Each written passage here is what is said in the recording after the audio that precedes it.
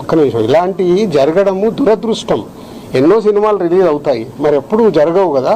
అప్పుడప్పుడు ఎవరు కావాలని చెయ్యరు, సిచ్యువేషన్ వల్ల జరిగిన ఇన్సిడెంట్ ఇది. ఎవరైనా కావాలని చేస్తారా? ఇప్పుడు వాళ్ళు కూడా ఆనందంగా కుటుంబంతో అక్కడ చూద్దామని వచ్చారు.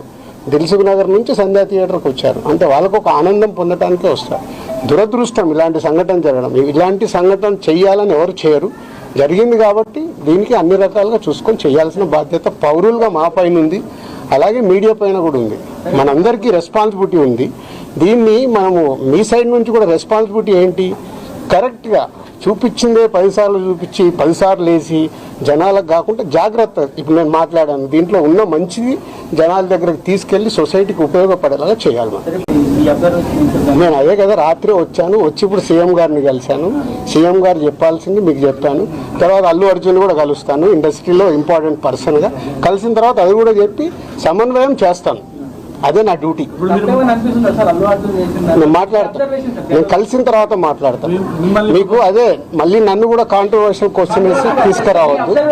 నేను ఇంకా కలవలేదు, కలిసిన తర్వాత మాట్లాడతాను. ఇప్పుడు సీఎం గారు పాయింట్ ఆఫ్ వ్యూలో మొత్తం విన్నాను, అన్ని చెప్పాను. ఆయన పాయింట్ ఆఫ్ వ్యూలో విన్న తర్వాత నెక్స్ట్ ప్రెస్ మీట్లో మాట్లాడతాను.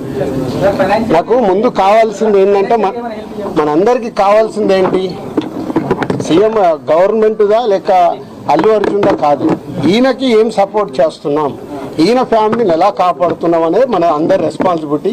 దాని మీద ఫోకస్ చేద్దాం. ఈ ఎస్ ఫైనాన్షియల్గా అన్ని రకాలుగా భాస్కర్కి నిలబడబోతున్నాం. అది నేను లీడ్ చేస్తున్నాను, నేనే పక్క నుండి నేను అన్ని చేయిస్తాను. అది చెప్పడానికే సీఎం గారు చెప్పమన్నారు. ఈరోజు ద్వారా కూడా ఆయనకు జరగాల్సింది డెఫినెట్గా జరుగుతుంది.